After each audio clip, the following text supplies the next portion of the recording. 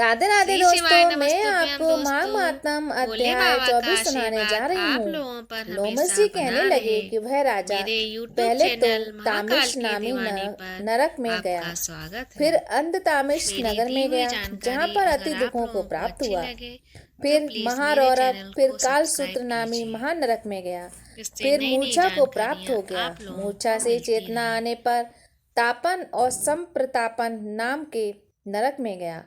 अनेक दुखों को भोगता हुआ वह प्रताप नाम के नगर में नरक में गया तथा काकोल, कुड़पल, पूर्व मृतिका, लोह शंकु, मृजीप आदि नरकों से होता हुआ अस्त्रपत्र वन में पहुंचाया गया।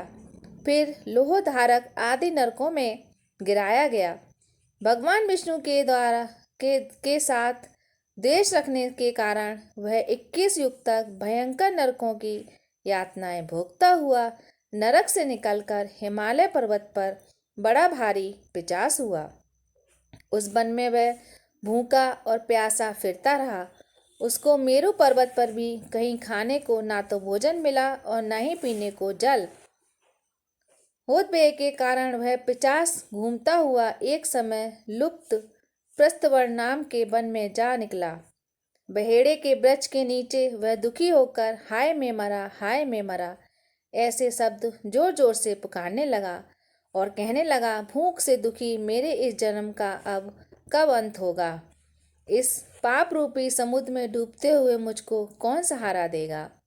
लोमस जी कहने लगे, इस प्रकार वेद पाठ करते हुए देवदूती ने उसके दुख भरे वचनों को सुना और वहां पर एक पिचास को देखा जिसकी लाल डरावनी आंखें, दुर्बल शरीर, काले काले ऊपर खड़े बाल, विकराल चेहरा, काला शरीर, लंबी सी जीभ, बाहर निकली हुई लंबे होंठ, लंबी जांघें, लंबे लंबे पैर, सूखा चेहरा, आंखों में पड़े गड्ढे वाले पिचास को देखकर देवदूती ने उससे पूछा कि तुम कौन हो और ऐसी करुणा से क्यों रोते हो। तुम्हारी ये दशा कैसे हुई और तुम्हारा क्या मैं उपकार करूं। मेरे आश्रम पर जो भी प्राणी आ जाता है वह दुखी नहीं रहता और वैष्णव लोग आनंद ही करते हैं। सो हे भद्र, तुम अपने इस दुख का कारण जल्दी से कहो, क्योंकि विद्वान मनोरथ पाने के लिए विलंब नहीं किया करते। ऐसे वचन सुनकर प्रेत रोना बंद करके विनीत भाव से कहने लगा कि हे द्विज, किसी बड़े पुण्य ने मुझको आपके दर्शन हुए हैं। बिना पुण्य के साधुओं की संगति नहीं होती। और फिर उसने पहले जन्म का वृत्तांत कहा कि भगवान विष्णु से द्वेष के कारण मेरी ये दशा हुई है। जिस हरि का नाम यदि अंत समय में मनुष्य के मुख से निकल जाए तो मनुष्य विष्णु पद को प्राप्त होता है, जो सबका पालन करता है। उसी से मैंने द्वेष किया। यह सब मेरे कर्मों का दोष है, जिसकी ब्राह्मण तप द्वारा प्रार्थना करते हैं। ब्रह्माणी देवता सनकादिक ऋषि जिसको मुक्ति के लिए पूछते हैं, जो आदि मध्य एवं अंत में विश्व का विधाता और सनातन है, जिसका आदि मध्य और अंत नहीं है, उस भगवान के साथ मैंने द्वेष किया। जो कुछ पुण्य किए मैंने पहले जन्म में किए थे, वह सब विष्णु की द्वेष रूपी अग्नि में भस्म हो गए। यदि किसी प्रकार मेरे इस पाप का नाश हो जाए तो मैं भगवान विष्णु के सिवाय किसी और देवता का पूजन नहीं करूंगा।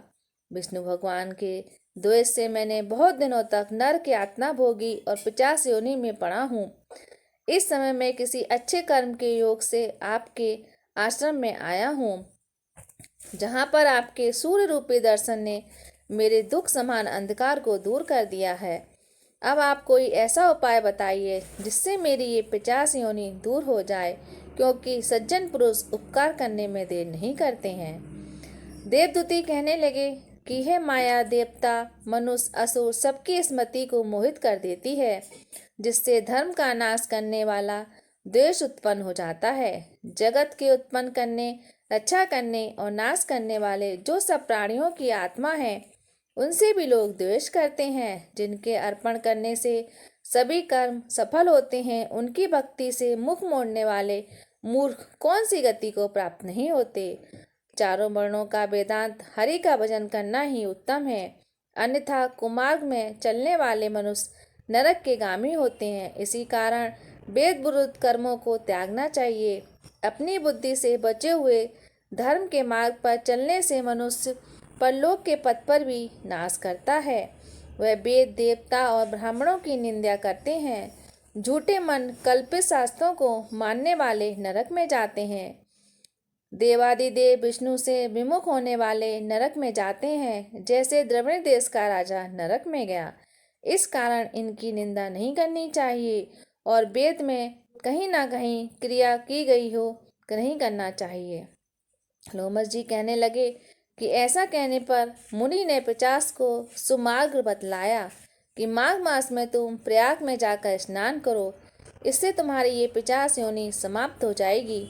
माघ मास में प्रयाग में स्नान करने से मनुष्य पहले जन्म के सब पापों से मुक्त हो जाता है।